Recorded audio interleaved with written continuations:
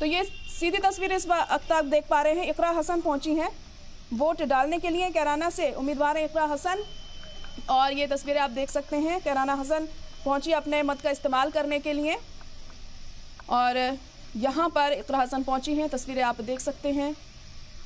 और खासी तादाद में लोग भी पहुंच रहे हैं, आम लोग भी आ रहे हैं अपना मत का इस्तेमाल करने के लिए, वोट डालने के लिए। लेकिन फिलहाल आप इकरा हसन को देख पा रहे हैं अपनी टीवी स्क्रीन पर, जो पहुंची हैं अपना वोट डालने के लिए। इकरा हसन कैराना सीट से उम्मीदवार हैं, इंडिया इत्तेहाद की तरफ से चुनावी मैदान में है इकरा हसन। और यहाँ पर देखिए मुकाबला काफ़ी दिलचस्प हमें देखने को मिल रहा है।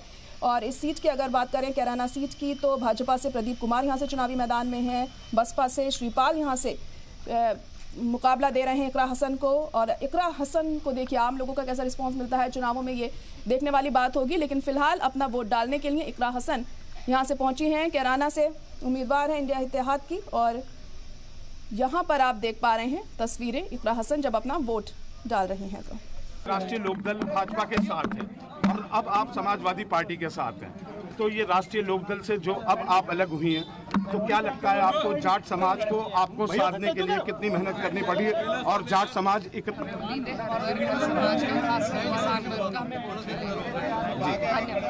इंडिया गठबंधन की प्रत्याशी इकरा हसन हमारे साथ है। इकरा इनका पहले समाजवादी पार्टी के कैंडिडेट कैराना जगह से है। सबसे पहले आज आप अभी वोट डालने आई हैं, क्या मैसेज देना चाहेंगी लोगों को? मैसेज यही देना चाहूंगी कि सभी लोग आके अपने मत के सर बोलने दो, सभी लोग आके अपने मत के अधिकार का उपयोग करें और ज़्यादा से ज़्यादा संख्या में वोट डालें, क्योंकि ये हमारा अधिकार है कि हम सरकार में हमारी हिस्सेदारी हो, साझेदारी हो, वो वोट के माध्यम से ही हो सकती है। और जो महिलाएं हैं उनसे मैं अपील करना चाहूँगी कि मेरा साथ दें, क्योंकि हमें एक दूसरे का सहारा बन के ही हमारा रास्ता खुलेगा राजनीति में। इंडिया गठबंधन का हिस्सा है आपकी पार्टी भी, एनडीए का कई तरीके से अलायंस को लेकर कैसे देखती हैं आप?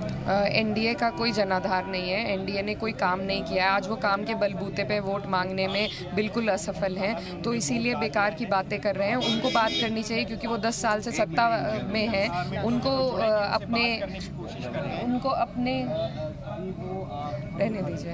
एक लास्ट में एक दूसरे को, अगर हम बात करें कैराना के क्या मुद्दे हैं? अगर हम बात करें कैराना के मुद्दे क्षेत्र के विकास के हैं और यहाँ पर एक गन्ना बेल्ट है जहाँ का पेमेंट बहुत बड़ा एक मुद्दा है। साथ ही में यहाँ पर रोजगार, शिक्षा और स्वास्थ्य, ये अहम मुद्दे हैं जिनके बेसिस पे जनता वोट कर रही है इस बार। पहली बार लड़ रहे हैं, क्या आपको लगता है लोग आपसे कनेक्टेड फील कर रहे हैं? जी बिल्कुल, हमारी कोशिश यही है कि हम जनता तक पहुंचकर और इन मुद्दों को उठा सकें। और ये जो मुद्दे हैं ये सबको जोड़ने वाले हैं, समाज में विभाजन इनसे नहीं बल्कि एकता पैदा हो रही है, क्योंकि सभी परेशान हैं। तो उस हिसाब से हमारा एक भाईचारा बना है जो इस सरकार के खिलाफ बना है और हमें पूरी उम्मीद है इंडिया गठबंधन जीतेगा। धन्यवाद।